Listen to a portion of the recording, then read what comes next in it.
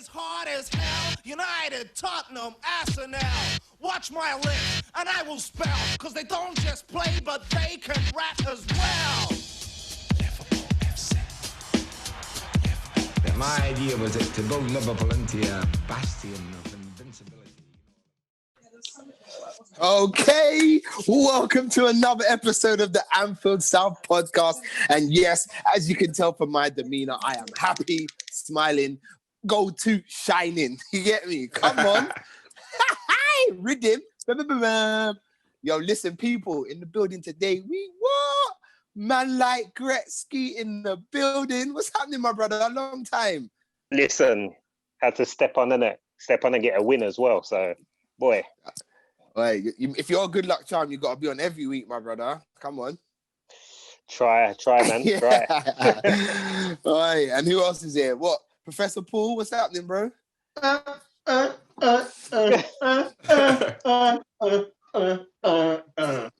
was coming. It was always coming, boys. Always coming. Yeah, sorry for the moves, people. Maybe next time we'll get Professor Paul to leave those moves back in the 90s. And of course, the pod cannot survive without. It's my boy, Engineer Sam, in the building. What's happening, my brother? What's going on, people? What's going on? Listen, literally just finished watching Liverpool Spurs final score 2-1, and wow, where do we start? Where do we start with this game? Let's start from the gate, innit? Let's start from the jump. Let's start. How do you think we started, Greg? Boy, trying to even think back to it now. Okay, you want to start with the lineup? Nah, not even the lineup. Just how we really started. How we started off like the game from kickoff. I think we grew in confidence. We obviously got the young boy out the back there. I think he was given instructions to do everything simple. And you could see that he wasn't trying to drive with the ball out of defense or anything, but he kept it smart. Literally, pass it off. You know what I mean? Keep it moving. Because I was a bit anxious about the lineup today because obviously I wasn't sure. Excuse me, fellas. I wasn't sure who was going to play at centre back because obviously we know Matip was out with a loose hair on his back or something like that. So yeah, I was a bit nervous as to who was gonna play at the back, and I said on TalkSport this morning, I said if Henderson has to play in the back four, that would be a loss as well, because obviously losing Fabinho is a problem at the minute as well. But the young boy Reece Williams stepped up, and as soon as we're talking about Reece Williams, let's talk about his performance. How did you rate his performance, Paul? It was brilliant. I think there was one little hiccup where one of their midfielders floated it across. Might have been Aurier floating across from fullback, actually. It was in the beginning of the second half when Spurs came out to play at last. And Williams leapt. He went too early. A bit like Mane went too early. One of Salah's crosses in the beginning of the second half. Missed it. And then Trent and Boyguin? I can't pronounce his name properly. Battling, yeah. And Boyguin got himself in the right position and got through. And we were quite lucky there.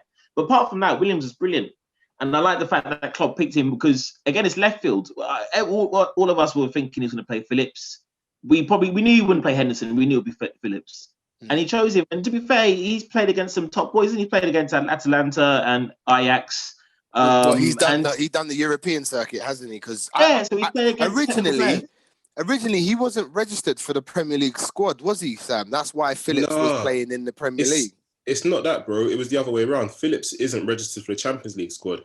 Reece Williams is an under 23s, so he doesn't need to be registered. Okay. He was always good. Yeah. But it was Williams. I'm sure it was Williams' ball that led to our first goal. No, or to one of our chances. He switched it. Might be the goal. No. The one where he went through to Salah. That was a ball. Oh, okay. It was a chance. Yeah, but it was a great ball, wasn't it? It was a great ball. It was the midfielders passed that through to Salah, and I felt Salah should have done better with that chance. I think his first touch should have taken him across the defender that was on the inside of him, therefore opening out the goal because he would have been in. I'm talking about when he switched it to Robertson, and then Robertson headed it down, got to the bar line, and whipped it back. Okay. I think it was that one. Overall, though, Sam, a good performance from the young boy at centre back there. Yeah, man. Ultra impressed with him. Ultra impressed with him. Like Greg mentioned, he generally plays like that. He keeps it very, very simple. No risks. Passes he knows he's going to make.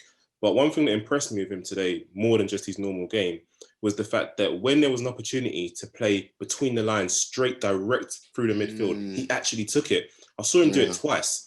Yeah, and that's that ball that breaks the line of their defensive midfielders. And the fact that he was brave enough to play it, I applaud that, because he could have gone for the simple pass. And that's something that we moan about in terms of sometimes our midfielders don't take risks. When you've got a team that's set with such a low block like that, that one pass or even running through with the ball makes such a massive difference to their shape. And I commend him. Yo, Samuel. Nothing What but did you praise say for to him. me about Williams a few weeks ago? That was Nico Williams, mate. Come on. Oh, was it Nico? Keep up. You know, I will find the WhatsApp and expose you. I'm sure right. you said this one as well. Bring it out. Bring it out. I think it's got to be done. Bring it out. I'll tell you what, yeah, you come with your proof here and we'll put it on the preview show, all right? Yeah, no, even better than that. It might have been a phone call, in fact. If he comes with really any hard... you got no proof, then you're chatting shit.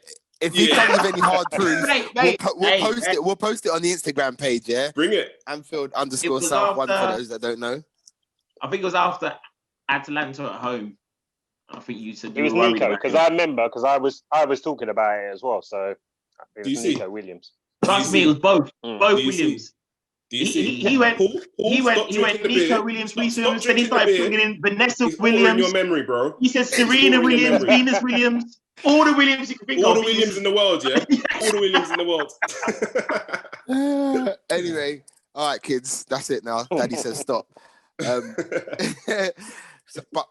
first off, I feel like the first 15, 20 minutes, we were well in charge of the game. I mean, I don't think Spurs were looking to lay a glove. I think we dominated possession. I think that was always going to happen in the first half, because Spurs weren't ever going to look to come out and really attack us.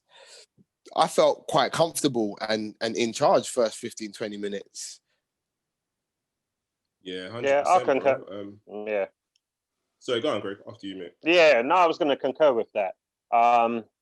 Tottenham, we was always fearful what Tottenham was going to come out. We weren't sure if it was going to be the try and hit us on the break and just sit back the whole time. And it kind of panned out like that. They came out to play more in the second half, but yeah, they were literally, we had possession. Well, it was almost like a back 5/6 at times with Spurs when we had the ball. They had Bergwijn dropping deep, and I think they had Sissoko. No, was it Sissoko right wide on the right of the midfield, and he was dropping back in sort of that right back position. So they were actually really wary and respectful of our threat, I thought, which kind of disappointed me, because I kind of wanted Spurs to come out and play. I mean, you want to be title contenders. Like, this was the chance for them to lay down a marker and show that they actually mean business. But typical Mourinho, you know, he wanted to play part of the bus and counter-attack football, which didn't quite work out. I think the goal comes in the 20-something minute, 26th minute, and it wasn't against the run of play. I thought we deserved to be in front. It was coming, wasn't it? It was coming. You kind of felt, having that much control of the game and that much of the ball, you knew that a chance was going to come. I mean, obviously it was a lucky deflection, but we played so well up until that point, it was almost inevitable. And it was nice that it felt like it was coming. You know, like sometimes this season we've had the ball and we've been pressing and moving from side to side. You didn't actually feel the goal coming. Today, 100% you knew the goal was coming. And it was what we deserved. It was just, I don't know, it was just a bit of a shock that they actually managed to even come out of their half and create a chance of their own and obviously get their equaliser. You know? Yeah, I think we had a few good chances leading up to that goal, but I feel like we need shooting practice. Our shooting's a bit weak. You know what? That's exactly what Joel said. He was like, he hasn't watched a game for ages, and he was like, "What's going on with our shooting practice?" Not watch a game for ages. What's he been doing? Joel's he's studying, man. Allow him. Okay. But it was almost like every shot was either scuffed, wasn't hit properly, straight at the keeper, and it was odd. It was. I think the boys looked a bit tense in front of goal. I thought around the middle of the pitch, we were playing champagne football. Jones, Wijnaldum, Henderson, everyone, the wing, like really good football. But Jones himself, when he went inside, in the under 23s, and even for us, for the first team, he's bent a couple in, hasn't he? And when he got had that inside, shot. Yeah, that's a good chance for Jones for his talent.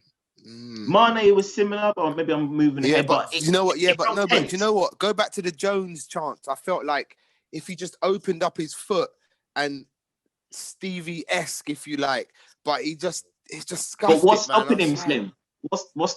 There's a mentality sometimes when footballers are playing or anyone's playing football where something goes wrong with your technique, and there's a reason for it. And I just think they were a little bit tense in front of goal. And there's a shout out to our boy Ryan. I think he was battling with Chris at the end about, was it a good performance? What constituted a really good performance? Chris was like, that was an amazing first half. Tottenham are lucky. And Ryan was like, well, we lacked. I was kind of a Ryan there because quality has to be added to the equation of what was a quality, what was a good performance. Do you know what I mean? Just a little bit of tenseness in front of goal, just a little bit. The only thing that I'll weigh in there is testament to Tottenham. As much as they were like dogged and sitting behind the ball, they were doing all the right things in terms of shutting us down really fast, sniffing out the danger, not allowing us to have that shot. We're talking about Jones having that shot from the edge of the box. Me personally, they didn't allow him to get that shot off without some pressure. So you know what I mean? I disagree. Tottenham were they were Sheffield United to me tonight. They were Sheffield United. No, I agree. I agree with Greg. I felt like even though they parked the bus, it was a very organized bus. And like you said, Greg said, for me, Spurs, they were sniffing out the danger. They were doubling up on our danger men, i.e. Mane and Salah. They knew their jobs and they done their jobs. They done their jobs quite well, actually. I think hence why the first goal comes from a deflection. Two players go to close Salah down because they know the threat. And he just managed to get the shot off. They just managed to get the shot off. And testament to that, you can see when they started to tire, Aurier couldn't get near Mane anymore. Yeah, but Greg, testament to Tottenham for being great defensive team against us who are patched up. Listen, do you know what I mean? Testament to the fact that they had a plan, they stuck to it, and they were very disciplined.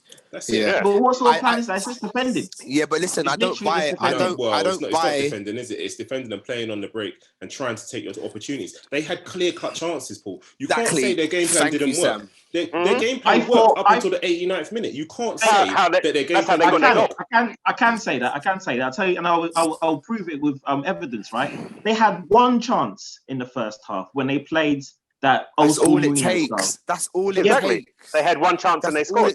One chance and they finished, and that's what Tottenham have been good at this season, soaking up pressure and fast counter attacks. Right, that's how he set his team up. In my opinion, Paul, sorry, let me quickly cut you. The only reason that Mourinho came on and he said to Klopp that the better team lost, was because they had the better clear-cut chances. That's why. That's the only reason. And he can justify that. Because they had better clear-cut chances than we did. Therefore, on the basis of their game plan of containing, defending, and hitting on the break, they had the clear-cut chances. They could have won that game quite easily. No, what I'm saying is, I'll prove it with evidence, yeah? In the first half, they played low block. It was the first half. And, sorry, if you have one chance in the first half, even if you score, wow, good for you. It's only one chance. We had 3 or 4. We should have been 4-1 up. That's not quality football to me. That's not clever, genius, tactical shit. That's fucking shit. Shit. Wait, let me finish. That's shit football, and it's lucky. They had one chance to score one goal. However, in the second half, they did come out to play. And they were fucking had us on the ropes for, I think, for at least 10, 12 minutes. And that's actually when they had their more clear-cut chances. Kane header, Bergwijn through on goal, and maybe even another couple bits and pieces. That's what I'm saying. So, second half. Let me just ask you, Paul. Let me just ask you. You got a team, yeah? You set up against an opponent who you believe are better than you, yeah? Mm-hmm. You sit back in one half, you get one chance, and you score that one chance, and you think that's shit. Yeah, of course I do. Okay. I literally proved it with evidence as well. Okay, I'll tell you why. I'll tell you why, Paul. I'll tell you why that beer's going to your head because Yeah, you know what I mean. Don't drink before you get him on the pod, man. You ever take your top off in a minute? Look at the state of him. Guys, you're actually, this is not good enough. This is not good enough. I'm going to tell This you is why. literally not good enough. I'm going to tell you why. Yeah, listen to me. One shot, one goal. That's called clinical. Something that we are not Exactly on most occasions.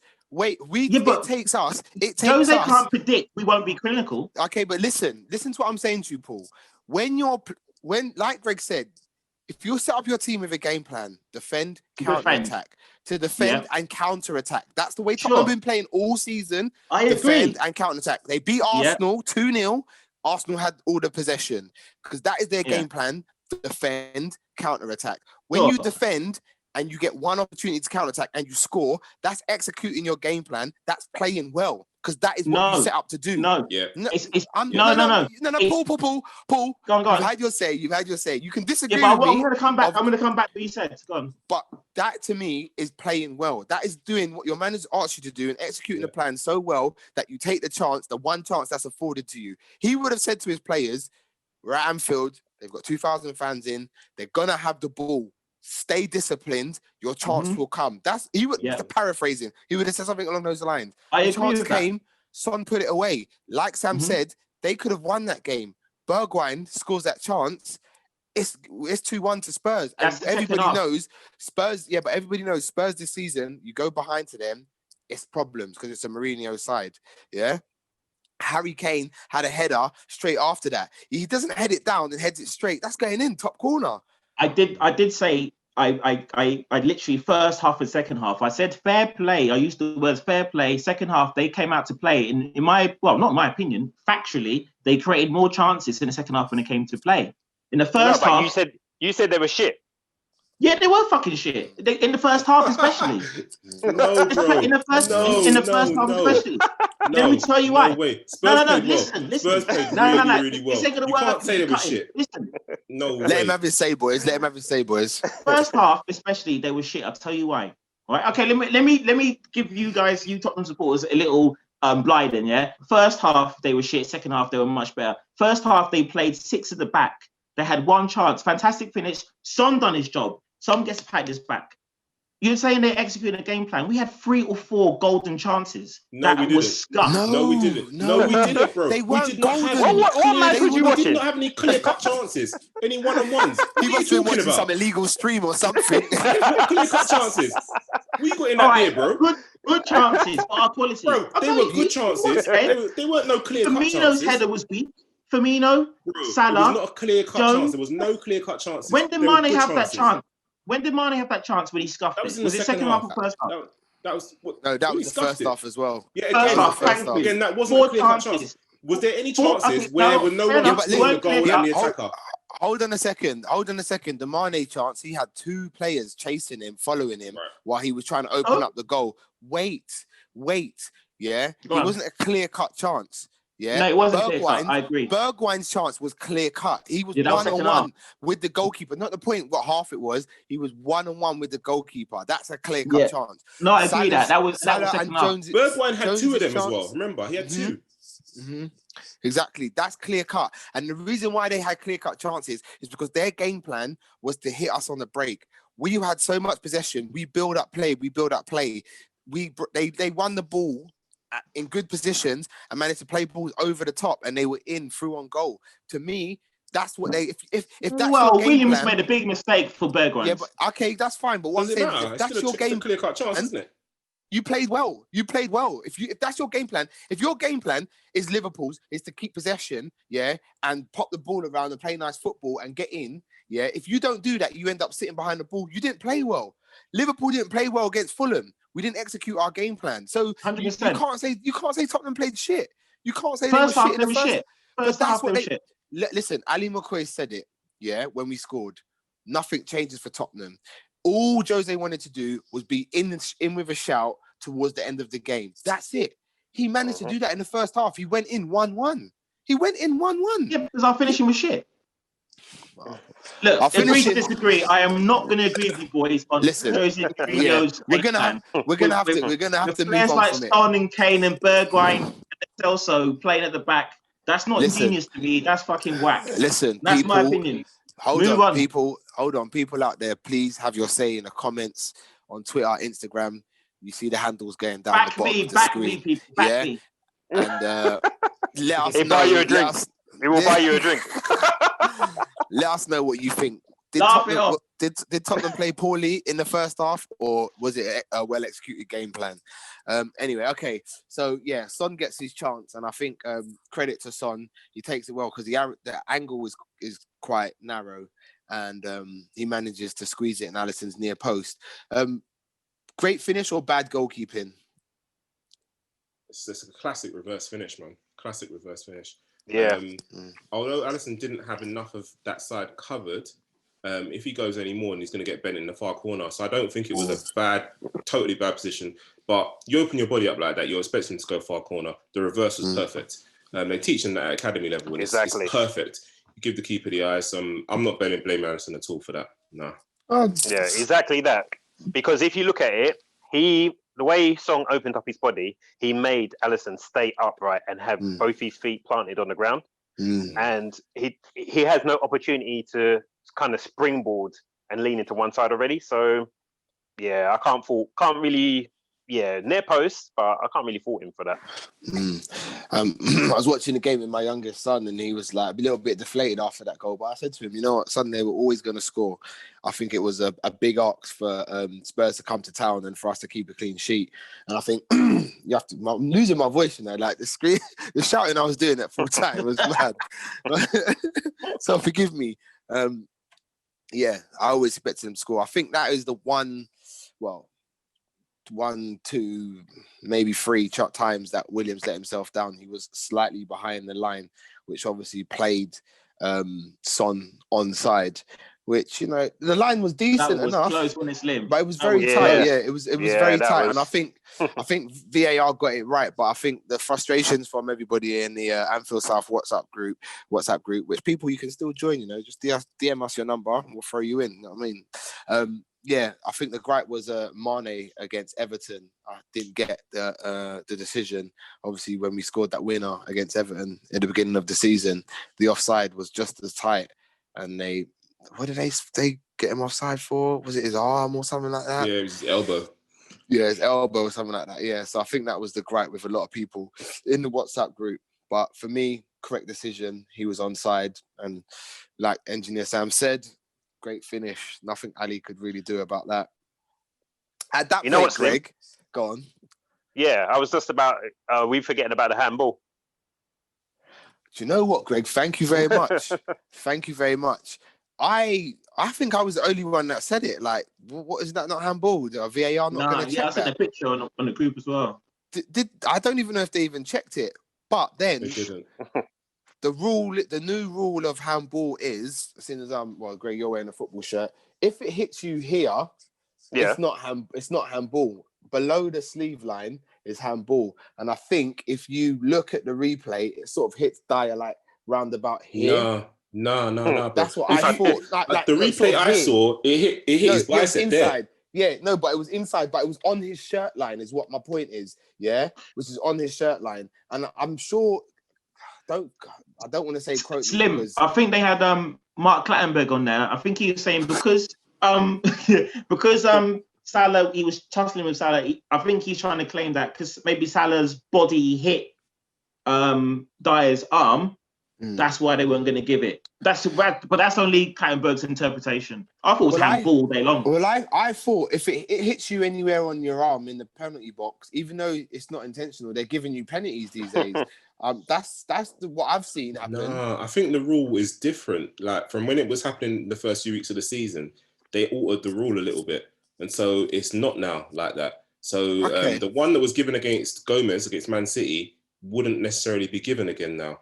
Because it has to be, your arm has to be above your shoulder and it has to be below the sleeve line as well. It's all fucked up and confusing. But so basically, what you're saying in 2020, I no longer know how the rules of football because that's just listen, mad, bro. If the ball's going in, yeah, and there's someone on the line that goes like that, that's handball for sure. But everything else, I don't know.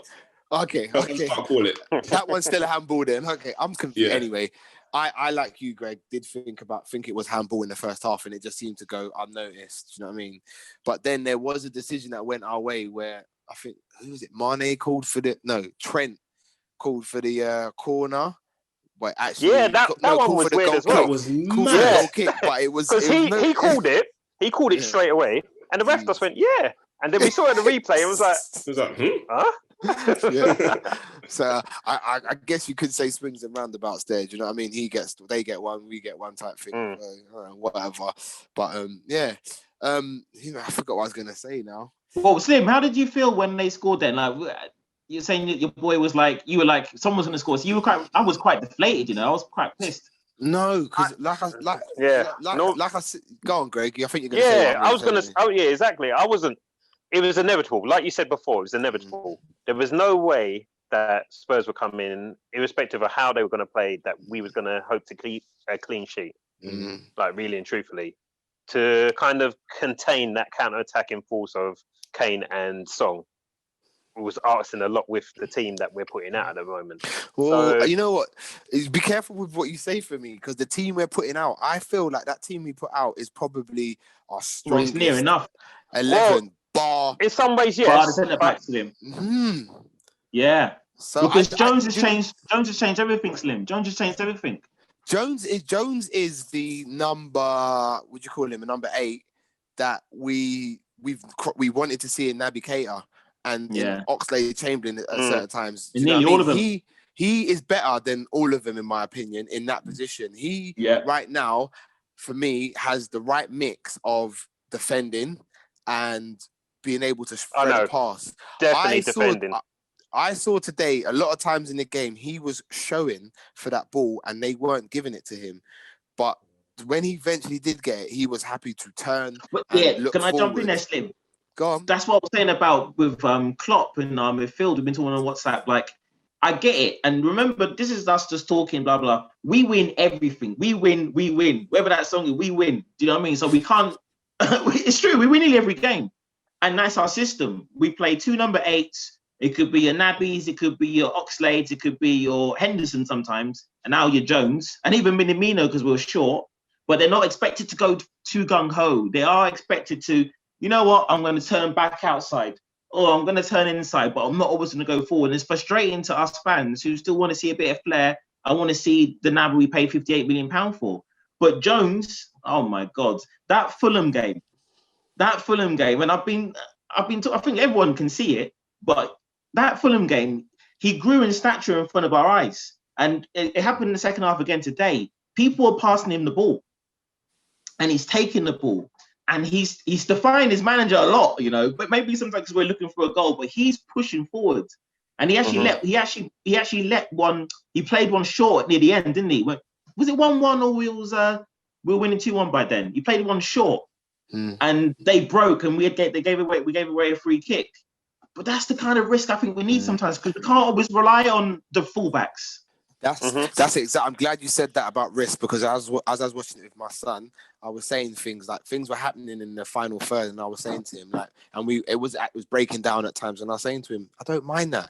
I said that's where you express yourself in the final third. That's what it's for. I want to see that bravery in the final third. Thread a pass, they block it out. Okay, so what? Okay, but you've seen it, you tried it. Okay, it didn't work, because it will work eventually. Do you know what I mean? I'm not saying every time you get it, you're trying to break the lines. No, but occasionally, yes, break the lines. Sometimes wide, a bit of variation in our play. And I think you find with the midfielders that we have at the moment, without excluding Jones, excluding Jones and Naby Keita and even Ox, but the midfield that we seem to play, it's not brave enough. Go on. Can I jump in there, Tim? Really and truthfully, and I've said this countlessly, for our team to kick on to the next level, we need an evolution in our midfield. And Thiago coming in was going to bring that for a short-term fix. Obviously, he got injured in the Everton game. But that's where Jones, you got to give Jones so much credit, because he's jumped at that opportunity where Naby, Minamino, even Ox with the injuries haven't fulfilled. Taken, yeah. You know what I mean? So he's come in, grabbed the ball by two horns, and literally he's growing in stature, as Paul said. In every game, you're seeing more and more of him expressing himself. So, And what can people I say out about there, him? Like, if you haven't heard me say it before, I said this before, he is the mixed race Steve McManaman. He's even wearing number 17. He's McManaman 98 to 99. You know me, honestly, he's identical. He moves the same, he plays the same. You know, when McManaman started off as a winger, but then he came inside when we had three in midfield and he was the playmaker. He's the same type of player. And in fact, that run against Fulham was really close to that run McManaman done against Celtic when he scored in the last minute. Inside right, from deep, drive through the middle. Scouser, number 17. It's even got the green bit, 94 kit we won the League Cup. Listen, people, Professor Paul is very nostalgic, man. I'm telling you, if there's any information you need to know about past games, yeah, Professor Paul is your man. But yeah, Jones, yeah, excellent, and I think he has the potential to surpass what Naby has done in like Leisberg and what his potential was coming here. I think Jones is well on course to be better than any midfielder at number 8 that we've got at the moment. But whilst we're talking about the midfield, I have to show annoyance slightly, but big respect to Gini Wijnaldum. That guy's ball retention is off the charts. I mean, there's not a ball that guy will lose. That guy, I'm sure he's playing FIFA in his house and that is just a robot out there on the pitch. I see this guy plucking the ball, doing Cruyff turns mid-air to keep the ball. No, listen, whatever the contract issue is, we need to resolve. That guy needs to stay. There's no one in the midfield that can keep the ball like Gini Wijnaldum. I don't care what anyone says. And I'm not even Gini's biggest fan. He still frustrates me when he doesn't look forward. But in the beginning, first half, he weren't going for, but I saw in the second half, he was like towards the end of the first half, should I say, he was breaking the lines and he was making runs into the box and was making space open up. So he started to play like the Holland Winnie we know. But for me today, man, his ball retention, it was just... He's still frustrating me a little bit. I mean, I agree. What you just said, I agree. I say sign him up. Ball retention, we talk about it in our group all the time. But in football, I think, when was it, when Rafa came and then we coined it like small details. And he is sometimes it's a split second, he holds on too long. And it's like he's doing this kind of a jig around the ball, like, you know, doing a little conga around the ball. And if he lets it go, who knows? I just want to, it's like, I've got a little bit of regret every time he's on the ball because thank you, you've received it, you've turned, you've kept possession, but release it a split second, what could have happened? Even when he went on that run, he skipped past one player. I'm like, go, son, go. He should have taken on the next player. I can't remember what happened next. I think we've done another float into the box. Just a little bit more. And, mate, at the moment, anyway, I wouldn't do without Wijnaldum. I agree. No, he for me, he's definitely one of the first names on the team sheet at the moment, Gini Wijnaldum. So, yeah, big ups to him. Also, I want to talk about Sadio Mane. I think it's no goal in 7 now for him. But Engineer Sam, talk to me about his performance today. Do you know what? I felt really sorry for him, you know. He grew into the game. He got better and better. As Greg mentioned, when Aurier tired a little bit later on, he then began to take him on. Everything in his all-round game is actually pretty much there. But he's missing a little bit of confidence, and that one that needs to go in off his shin. It was supposed to be last week when we played Wolves, and it ended up being an own goal. But for me, he's doing enough. He's doing enough. He's still a threat. He still makes everything quicker in the front three because he really puts pace on the pass when he pings it into people and goes for returns. Yeah. That's really, really important. Really, really important. And I just feel like when he gets that little bit of confidence back from the goal that just he manages to get, whether it's a tap-in or a scuff or whatever the case is, he's going to be back right onto top form because right now, he's not playing badly. He's not playing badly. No. But for me today, it took a while for him to grow into the game. There were times when he had the opportunity to take on his fullback and he didn't really commit to it. It was later on in the second half when he was committing to those those runs and actually putting balls into the box. And I was a bit regretful of that, because I feel like if you'd have put Aurier on toast earlier, yeah, it might have actually benefited us, and Aurier might have stepped off him, giving him a bit more space. But at that point in the first half, I think they were doubling up on him, to be fair. But I think he was really, really good today, man. And I know the goal is coming, and he loves playing against Palace. So I'm just like, this weekend, please, and we can get him back on the goal scoring trail. Well, against Palace, he'll be up against his old teammate in Nathaniel Klein, won't he? So that'll be another interesting battle for pace. But going back to Serge Aurier, I have to take my hat off to Serge Aurier. He handled him really well. He was just as strong as Mane, and if not, he's just slightly slower than Mane, but quick enough over like 10 yards as well, enough to keep up with him. I think Serge Aurier probably had one of the best games he's probably had in a Tottenham shirt against Sadio.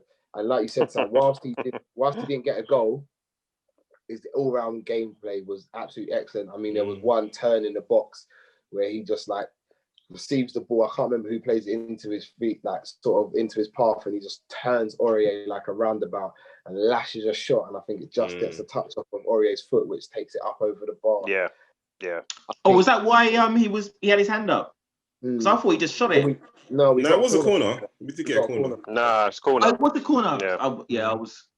There was a chance that Mo Salah had where I think it was where William pumped into him and Mo took it with his right foot and it was weak. And I was explaining to my boy, I was saying Salah's very one-footed and his right foot is not as strong as his left.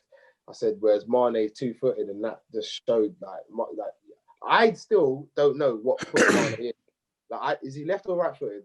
Oh, he's right-footed. He's very right-footed. Right-footed. Yeah. But for me, when I see him with that left foot, if you told me he was left-footed, I believe you. Can I just say about Mane? I thought the first half as well. When Sam said the words, I felt sorry for him. By the end of it, I felt triumphant about him, and I hope he felt triumphant about himself and what role he played. But in the first half, did you notice he came across to the right-hand side and he kind of done a little step over?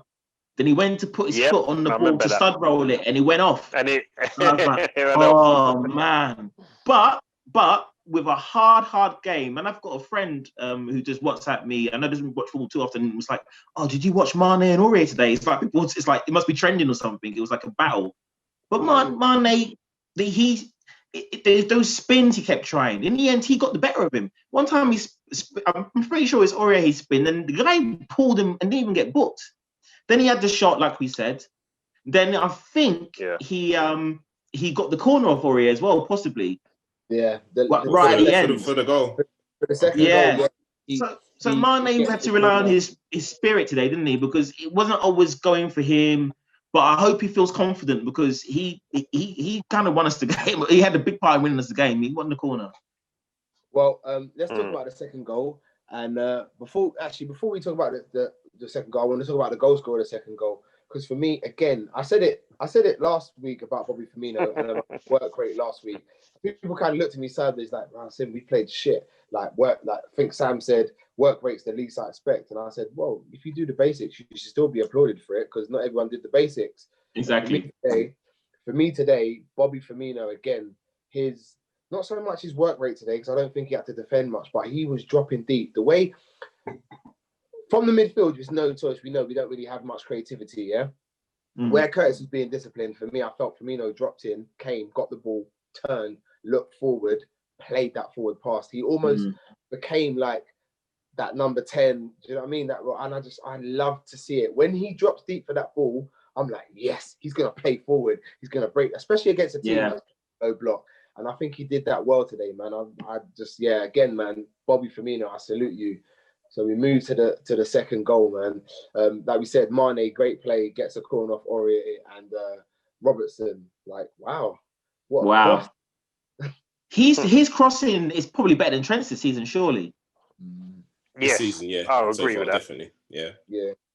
Trent, I reckon Robbo is probably fairly ahead of him in the assist game as He's well. on fire. You know, back to Firmino, obviously he scored the goal. There was a 60-second bit where we were looking, I think Ryan on the group said, we got to do some changes. And I was racking my head. So I just WhatsApped back and I was like, yeah, maybe give Origi one last chance. And I went, but he's got to play. Ooh, Yeah, I know. Don't do that. Man was desperate. Wait, 1 second, Paul. Don't lose your chain of thought. Did anybody catch on Prime Video, the thing that Firmino and Alisson did with Prime Video with Chunks? Yeah. And I was listen. There was a bit. No, I've seen it. They were playing the game heads up, where the players my god. on the person's head. So say I'm Alisson and you're Firmino, Paul. The name is on my head, and you've got to describe to me who it is without saying the person's name. Yeah. The name is Divock Origi. Firmino says to Alisson, "He's lazy. He's lazy."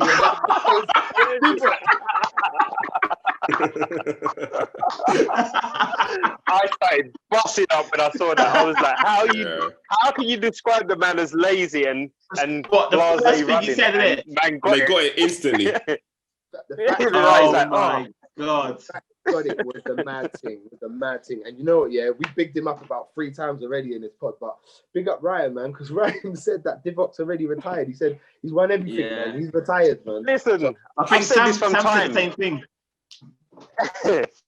The thing is, like, at the end of the day, he's a youngish player who's won like the pinnacle of Champions League and the league, without really doing much. Yeah, he's come on, he scored a few important goals in that. So where do you go from that when you know you're not going to be a starter? Like, you don't go anywhere. So you're out the door, innit? Thank you for the memories, but right, we need people who can do something off the bench. And you, my man, when you come off the bench, boy. It's true. So anyway, Greg's not lying. Going back to what you were saying, Paul, go on, carry on. Oh yeah. So for 60-second madness, when I was like, I actually wrote, give Origi one last chance, perhaps, but maybe central. And then the ball was fizzed into Mane, and he's just let the ball hit his foot. Lovely weighted pass back to Firmino. Firmino's knocked it past. Is it Højbjerg? And the guy's just decided just to rip his finger. I went, fuck that. And then my next WhatsApp was, you know what, lads, same 11, it's coming.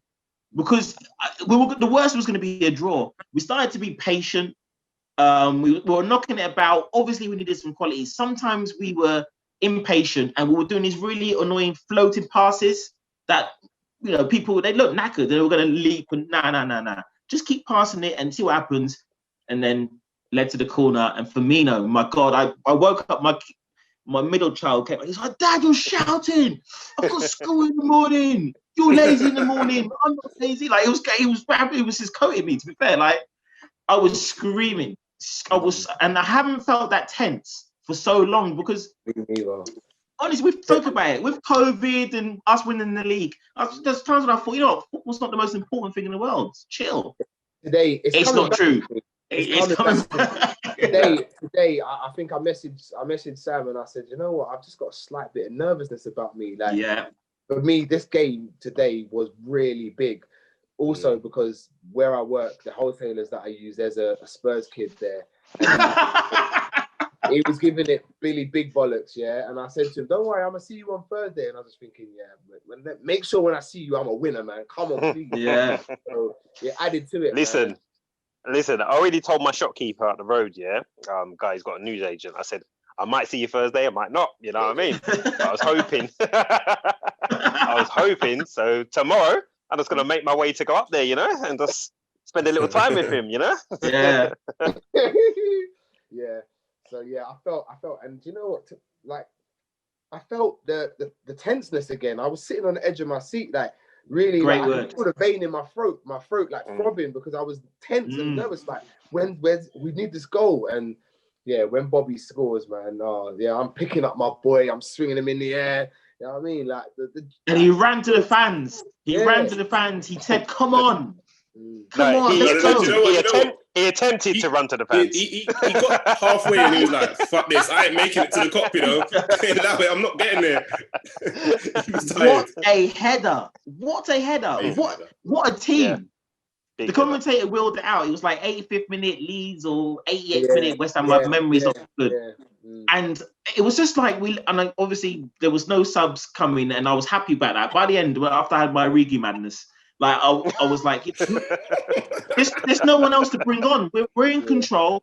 Do you know what I mean? Like, that's our best three strikers. Just see it out. We'll get a draw, but we could win this. Yeah, And he didn't upset the apple cart, and it was good management because he could have just he gambled like I would have gambled just there. Do you know what I mean? That's the cutting pool. The most what's the best way to put it? The most important thing for me was when I said when Virgil and all them other guys got injured, is that we managed and get through to January still there or thereabouts. Yeah. And we're on course for that. So what can we really say about that? But Thank God.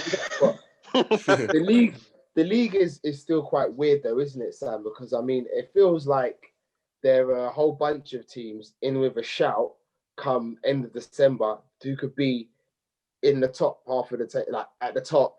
Same at the bottom. It feels like that can just change on a sixpence. I mean, I heard someone say today, like, if you win like 3 games in a row, you could almost leapfrog 5-6 teams. You know what I mean? Like, and you're in at the top. I mean, look where Southampton are. I mean, they drew today, didn't they, against Arsenal? They drew today, but if they won today, they're almost like a couple of points behind us. They would have went top. Yeah. So it's mad. It's mad how the league is working out at the minute. I think the points tally this season is definitely not going to be as high as it was last season, and I think you might even see teams getting relegated on stupid amounts of points, like not low, quite high points. But do you know what though, Slim? This point right here, what you just mentioned about how tight the league is, we actually have an opportunity now to put a little bit of daylight and actually step away from the pack. Yep. We play before Spurs on Saturday. Yeah. If we can get a massive win at Palace, that's 6 points. And all of a sudden, it looks a bit daunting for them because they've got to go and play Leicester, I believe. Now, after that, we've got, 2 more games to the end of the year, and that's West Brom and Newcastle. Now, all of a sudden, it looks one game at a time. I know. No, but you know why? You know why I puff my cheeks? Because Sam Allardyce is back at West Brom, and that's just like, you know what he plays. It's all right. We're not going to be their first game. They can have that bounce against someone else, and we're not here for that. So I'm not even overly worried about that. You know, they will sit back and try and get a point, but that's not the game that's going to relegate them. They need points around them. They expect to lose to us, so I'm not even worried about that. But I just feel like this opportunity here is massive because we've won tonight. We've got 2 or 3 really winnable games on paper, and it's like we can start to get a little bit of a gap so that when we get to January, like Greg says, and players start to come back, at least then we can start building on. We haven't had a run this season. And when I mean a run, I mean 4, 8, 10 games, where we've actually been winning consistently. Yeah, so if we can build that, then now's the time to start for me. That's why the Fulham result is even more disappointing, because think about it now, we'd be an extra 2 points ahead of Spurs now. Do you see what I mean? Like the fact that they drew with Palace, to draw at Fulham was really disappointing, because it was, but the mentality we went with wasn't with the Fulham game. Yeah, exactly. It was, we thought we was going to win it and turn up, and it wasn't that. Yeah. You know what I mean? Boy, was I wrong in that preview show, boy. I'm like, 10-0. Scott Parker hasn't got a clue. He's not nasty enough. Someone said first half an hour, I was like, what's going on? Well, listen, just before we're gonna slide away from today's game and talk about the rest of the games in the league. But just before we do, have to get all your man of the matches for today, man. I think Paul's man of the match is that Peroni, man. Jesus. It's a Bavaria. Man the match. If anyone's got one off the top of their head, go first. I need to think about it, I think. Go on, Greg. I don't know, thinking about it, Engineer, do you know what? I'm gonna shout Firmino, his touch was amazing. He looked like his old self. He was dropping deep and linking the play. To get the winner, after all the flack he's had and the fact that he hasn't really been scoring goals, for me is massive. And big moments, big players, and to rise like that and to put it top bins, Firmino for me all day. I'll back you there, Sam. Yeah, I'll go free with that. Great shout, Sam. I'll go free with that because getting that winning goal was just, you know, the icing on the cake. He was all over the place today. Saw him, his usual flicking tricks, etc., etc. So yeah, I can't fault him with that today. Yeah, let me embellish it a bit more. There's times when Firmino has been the guy who comes off. You know, we talk about his fitness issues, perhaps, blah blah blah. But you know what? Sometimes that's what I was after my banners with Origi. Like sometimes it's nice to see the players who are on the pitch. It was obvious there is no subs. So who can be the hero? Do you know what I mean? You're not playing 10 out of 10, but you're playing good. So who can rise in the 88th minute, 89th minute? And it's nice that Firmino was given that chance to be the hero again, because he could have been taken off, even though he was playing well, because it could have been him, because sometimes it is him. Do you know what I mean? Or it could have been any of the boys, but to be left on and be the hero, it felt really good. It felt really good, man. Yeah. I am torn between young Reece Williams and Ronaldo. I think Reece Williams could get man of the match easily. Ronaldo, I think Fabinho was quietly effective as well. Robertson was also good. I think Mane was excellent. Oh my God! Do you remember that move Fabinho did when he was on the flicked it side? from the head? Yeah, he flicked it just like nonchalantly, just and then dun. It was just like okay. That was you know what I mean? That was sick. But I think if I'm honest, I have to give my man of the match to Gini Ronaldo, man. I just think today made me just reaffirmed why he's always in the team and made me appreciate him again. Not that I didn't appreciate him, but I just appreciate him even more. I just, like I said, his ball retention. He is so key to what we do and how we build, getting the ball back quickly, keeping that ball. That's just so important. Yeah, so I have to give it to Gini, excuse me. Yeah, he's going to be my man of the match. Well, another 3 points. The Red Men go top of the table. It's all lovely. It's all gravy. And Jose Mourinho is still a sour nose. That interview was absolutely fantastic. Absolutely fantastic. What a bitter twat. Anyway, like it's Jose, in it, but interviews like that are perfect because there's no agenda, there's no game playing, there's no mind games. He's just hurt, and so he's just spitting.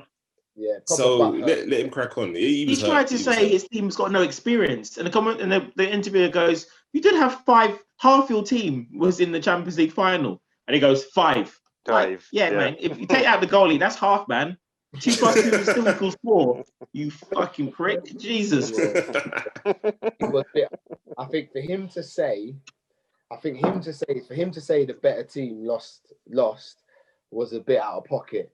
Yes, Spurs played well. Yes, they had better chances. They had great chances, but the better team won. The team that had the ball did a lot with the ball, like created with the ball.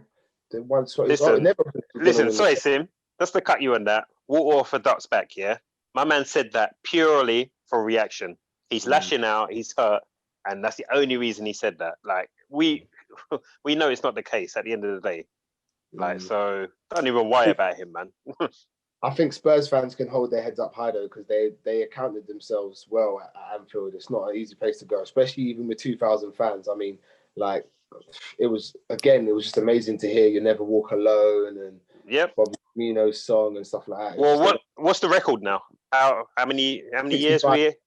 Yeah, there you go. Games, 5 games. Oh, and they were saluting Houllier, rest in peace. Yeah, bro, I got that. Don't worry, man. I haven't forgot Gerard Houllier, man. Don't worry. We're going to revisit that. But okay, let's move on to the rest of the action from what was it? From Tuesday. 2 title contenders. First, Wolves versus Chelsea. Final score 2-1. Did anybody watch the game? Yep. Yeah, what's second half? Give us a quick rundown on the game. I did, but I don't want to be the one saying all about it. So give us a quick rundown on the game, Greg. I think Brazen Bruce, my Brazen brother, he said it perfectly. Yeah, this is what you're gonna get from Chelsea. Yeah, and it was a perfect example.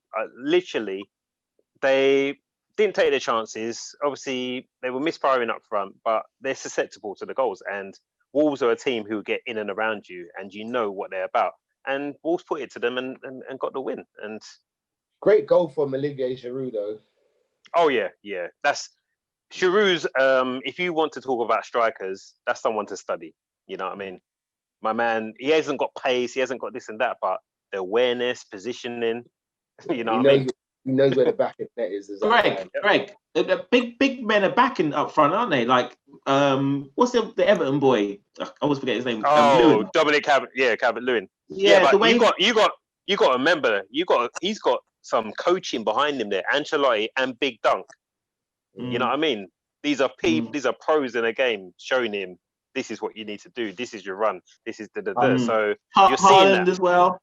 But Haaland's got a bit about him though. Well, I'm just saying, I'm just referencing the size of these I know guys. what you're saying about big men, Paul, but I think the difference between the big men then and the big men now is the big men now have actually got pace and can get into different positions. The big men before were just middle, boom, you know what I'm saying? But these guys, elbows, everything, you get me? Now, the Lewins, the Girouds and stuff, the Haalands, they can go in channels, places where we would go. You see what I mean? So, but back to the Wolves Chelsea game. Who is it that scored Wolves' winner? Neto, not Province, Neto. Just a quick side note: he does dive for a penalty in the horrible dive. My lord! I think Chelsea might be aggrieved that obviously he died and he gets the winner. They were asking earlier on TalkSport, like, should the punishment for diving be more severe? Should it be a red card? I thought it was a good question. Because I mean, what they were saying. No. Let me come, because I listened to that at the time as well. It shouldn't be a red card. It should still be a yellow. But if it isn't given as a yellow, either because the ref bottled it or whatever the case is, then let them do the retrospective banning like they did a couple of years ago. Because that's a decent deterrent, and I don't know why they've stopped. Obviously, it happened in our game a couple of weeks ago with Wolves with Connor Cody, and nothing happens. If you're getting a yellow, then cool, that's the end of it. If not, then I think you should get the ban afterwards, because they can clearly see you've deceived the ref. And for that case, as much as I ain't got no love for Chelsea, he went on to win the game for them. So it's like it's a bit bittersweet, innit? You can't really have it both ways. And so for me, like, the retrospective banning needs to come back in if it's clear. You know what, Sam?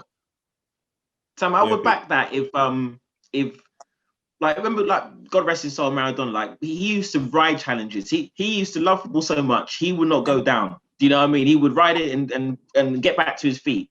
Now, these players, they don't get fat. If you don't go down, you don't get a free kick. And I hate to say that, but it's true. I think it was Welbeck against Robertson. He goes down, gets his pen. And then there was the Southampton player at Chelsea, or a player at Chelsea got kicked in the foot. Leeds player. Leeds. Yeah. It's a blatant foul. It's the same thing that happened to Welbeck. But he plays on. There's nothing. Bring the game back. It was within 6 seconds. So if they can't get that right, then they can't start punishing players more. Do you know what I mean? They need to protect the players or reward the players. With VAR, it's pretty clear whether they've dived or not. So because they've got that instant reaction and they've got the video there, I don't see any reason why they're not getting it wrong. Especially even for the bookings, like for both Connor Cody and for Neto, like, they've been proved that they're not penalties. So why isn't the ref then booking them automatically? Because he knows he's tried to deceive them. What is there a new directive? Like, why? They've just stopped doing it now. They just stopped booking players, and I don't get it. Before, in the past, you'd expect a yellow card to be shown, but they just stopped it. I'm confused by it as well, because it's cheating. You're conning the ref. Like, don't get me wrong. Like, it's going to be hard to eradicate diving, but I think once with VAR and things like that, you need to start showing these cards. But anyway, just hold the yellow. It's not a big deal. So Neto ends up scoring the winner, and Chelsea's soft underbelly is exposed again, and that's 2 defeats on the bounce for Fat Frank and his very band of mince pies. Oh!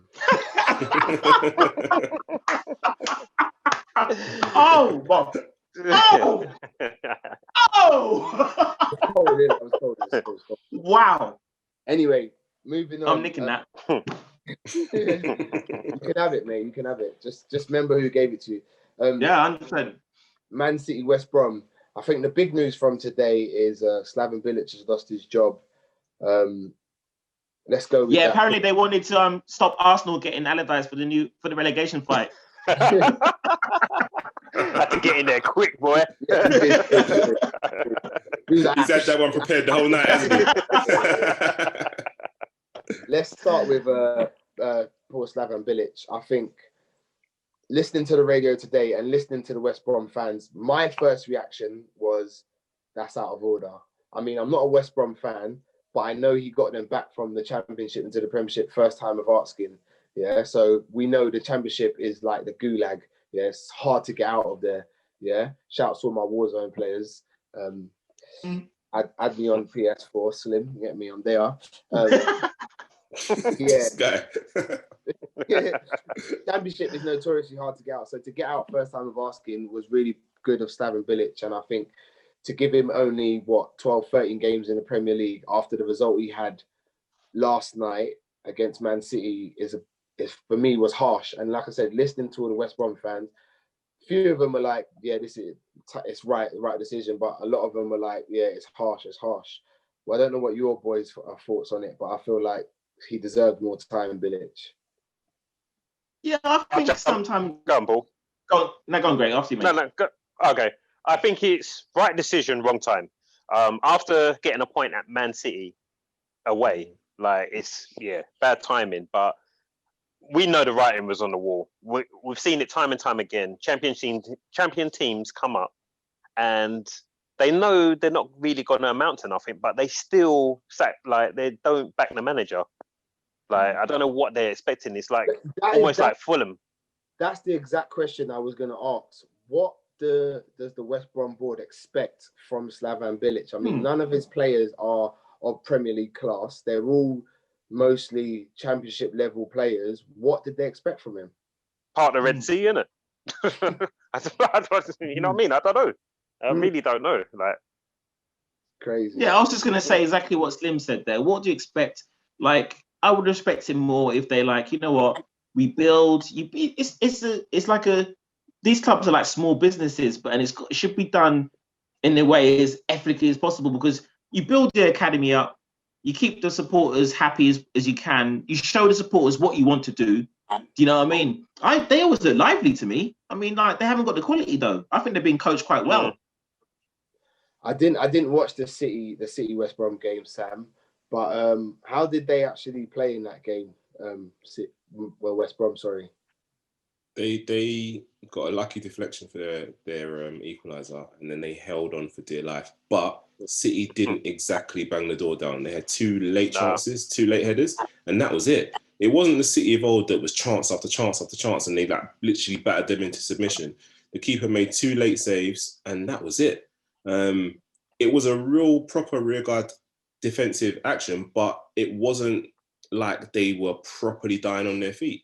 And so, although it was a good result on paper, it wasn't that hard for them to secure that draw, which for me says a lot more about City than it does about West Brom. That's what I was going to ask, Big Sam. Have Man City lost their sparkle? At the moment, they definitely have. I mean, they're still playing the same way, but what's happening is they're missing a lot of goals from their front three. Obviously, Aguero's not there. Sterling's got 1 in 11. Bernardo Silva's not playing. Foden's not playing enough to have enough influence, and Gabriel Jesus is out of form as well. So it's like they've scored so few goals that the same great triangle to play, the ball to the back post for the tap in, it's all happening, but they're just not scoring. And so I don't know whether it's got anything to do with the lack of crowd or if they've just lost their aura, as you said.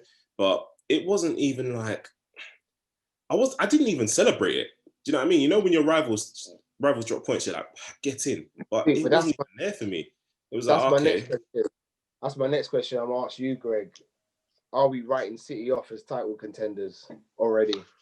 Nah, I can't go as far as writing them off. There's definitely some. The gap's 8 points, by the way. I can't write them off. A game in hand, though, isn't it? Yeah, a game in hand, and the way the season is, I can't write them off because we know what they've got there. We know their spending power. You know, come January they could drop another 300 bills. Like it's nothing, isn't it? But but at the end of the day, there is something missing there. I think I would go further than what Sam's saying, really and truthfully, because who was the game 2 games ago that they lost? Was it they lost or drawed? Spurs lost to a couple of games ago. Yes, so Spurs game. Yeah. You saw De Bruyne frustrated with the team, the movement. I don't know what's happening there. There's definitely just more than just a bit of sparkle loss. I think it's that combination. Yeah. De Bruyne put two, like you said, De Bruyne put 2 balls in it yesterday, I think. Sterling and Gundogan at the end for headers, and they both missed them. Yeah, both missed them. Both missed them. And I'm seeing a lot of frustration from him. That's good. That's good though. Well, for me, I'm kind of writing them off. I don't feel like they're showing me enough to make me even consider them as title contenders. I think they've lost their sparkle. I think they haven't brought in enough good players behind the players that were there from previous seasons to continue this assault on the league that they need to. But so I don't think City are the team that they used to. Like you said, that they are relying on Aguero, who's like 30 odd. You know what I mean? He's at the end of his rope, and they're relying on this guy. His injuries are just mounting up and mounting up. One question though, Slim. Don't you think that their priorities have changed and they want the Champions League?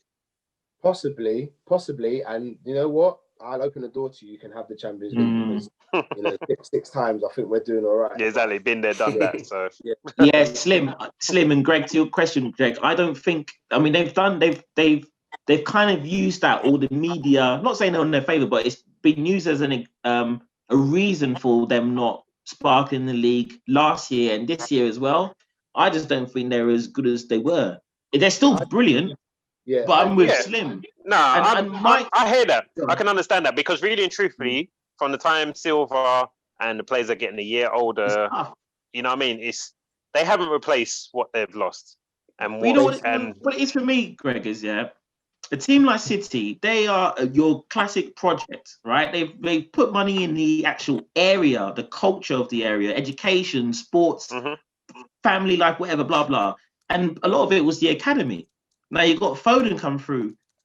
Sam will tell you, these English players are ballers. And it's not just English players, it'd be boys who are foreigners who come over 16 years old. Foden's there, he hardly plays. The boy can play. They've got others just as good as Foden. They let Sancho go. What they're missing is not just as the spark they're missing, I think, is homegrown players that when fans come back, or they don't even have to be there, that people can galvanize behind. Just like we've galvanized behind Williams and Jones and who else we've got coming through, Clarkson. Do you know what I mean? It helps. It helps. It gives people a push. I hear that. What I would say to that, we're historically a club who has that from boot room and that link to the people. Man City don't have that. They've just come. They don't have it, but what they're doing is that is in their project. There's probably a document you can find on PDF. You can get a hold of the document that says there. It's a project. Do you know what I mean? And I'm sure there'll be a paragraph, a chapter saying academy. And if this now that it looks like they've just ripped it up. Chelsea, to their credit, do you know what I mean? Like when they had to bring those boys through, they've got ballers there. They've got ballers that there will always be. Like Reece James, for example. Like but the difference with Chelsea. Wait. You beat your record from last time, Professor Paul. You for a rant. 3 minutes. Shit. Listen. You know what I mean? Carry on, Slim. You want to hear Professor Paul rant some more? Follow him on Instagram, innit? It's at the Real Football Geek 123. Yeah, so you follow him and you can hear him rant loads more about academies and stuff. Let's move on. Man City for me out race, but it's still early days. I could be made to eat my words. Time will tell. Another team I consider slight outsiders is Leicester's. I mean, they slapped Brighton 3-0 a couple days ago. But today, they struggled against Little Brother. They lost 2-0. And the Blue Train marches on somewhere back down there in... Where are they? 5th, as I can see here. So Even Leicester, my dark horses, they're still up and they're still 4 points behind us, but they're a bit inconsistent this season. Leicester, they're winning, losing. There's no consistency yet, and everybody knows. Well, you might not know. We call Brendan Rodgers my stepdad. I always want him to do well. Do you know what I mean? He always calls me after games and tells me how it went and stuff. So yeah. Can you give him a message from me? Yeah, sure, man. Anything. Tell him suck out. Forget that guy, man. Wow. I cannot stand him. Hate the guy, man. He only does that on Sundays with a straw, okay? So. Anyway, yeah. Other scores. Listen, we have to talk about it, man, because I'm sure there'll be another video up from Beige and Bruce, but Arsenal, man, what is going on? West London. They got a good point today, man. Yeah, exactly. Vital in the fight against relegation. Yeah. It was you get me? That magical marker of 40 points. You know what, right? I actually deeped it today. I said, wow, could you imagine like Arsenal getting relegated? Could you imagine? Like they were clearly, but it's not going to happen. But could you imagine? They just started rolling backwards and they actually got relegated. Oh man, I think I would actually dance like I won the championship myself, man. Is there any chance they can get? I mean, the what like? Nah, who's the worst? It's in all honesty, there's probably 5 teams that are worse than them in the Premier League. Same here. That's what I said. Terrible. So that's all it is. That's all it is. Other than that, saving grace is that there's worse teams around them. Yeah, but I mean, when they lost and Aubameyang scored their own goal, that is classic comedy, man. Today they came from behind. I think, like I said, it was written in the stars. Old boy Theo Walcott came back to haunt them, and I think Aubameyang gets his first goal today from open play in like 11 million hours or something like that. I don't even know what it is, but I'm sure JR and Rage and Bruce are going to have a field day with the Arsenal fans. And also just another quick result that doesn't really affect us. Fulham and Brighton drew 0-0. I guess Fulham have taken heart from the performance against us and kept a clean sheet today. And Leeds look like Liverpool under Brendan Rodgers, man. They won 5-2 today against Newcastle, man. Like crazy scoreline. But got to respect Bielsa. He's trying to play a brand of football, and he sticks to his brand of football, doesn't he? He doesn't really deviate from his plans, and it bared fruit for him today. But that's time is up, boys. You know what I mean? That's hence the quick wrap up. But just before I go, I just wanted to say, yes, RIP to Gerard Houllier, man who brought some joy back to Merseyside with his treble back in the day, man who dear to the club's hearts. Was a sad day. It's a sad day when we heard of his passing, and all the ex-pros and that came out with some fond memories of him and that. And I'm sure all of us as Liverpool fans have got fond memories of Gerard Houllier and his time at the club. But yeah, man, rest in peace, Houllier, man. Thank you for everything you've done for us, man. Do you know what I mean? His wins, his trophies, you know, they're those trophies that set us on the path to where we are now, man. We wouldn't be where we are now, managers like him. So yeah, man, condolences to his family and stuff, you know what I mean? But yeah, boys, and on that note, gonna wrap this up. Engineer Sam still got work to do while the rest of us probably cozy up in bed, you know what I mean? But don't worry, man. I'll throw some extra buttons in for you. Don't worry, Sam. You know what I mean? Some buttons would be nice, mate. Like the people, like I always say, man, do all that good stuff, man. Liking, sharing, subscribing. You can see all the handles going down the bottom, man. Follow us, follow me, follow all of us. You know what I'm saying? Comment, you know what I mean? Whether you agree with some of the things we said or not, you know what I mean? Have your say. But as always, bring your boy Slim. Greg, it's been nice to have you today, man. You got to come back soon, brother. Yeah, man. I'm the lucky charm, innit? 1 and 1. Is that good enough, Paul? Is that okay? Perfect. It's all good. Cool, man. Professor Ranting Paul. Yo, 2-1, mate. The joy is back. Do you know what I mean? We had to be tested a little bit. We just had to be tested a little bit. Do you know what I mean? But we slapped them down. Engineer Sam, no sleeping. Get to work, man. I'll speak to you Look in, at this in thing, a few man. hours. Thanks for watching, people. We out. Yeah, later. Yo, bless.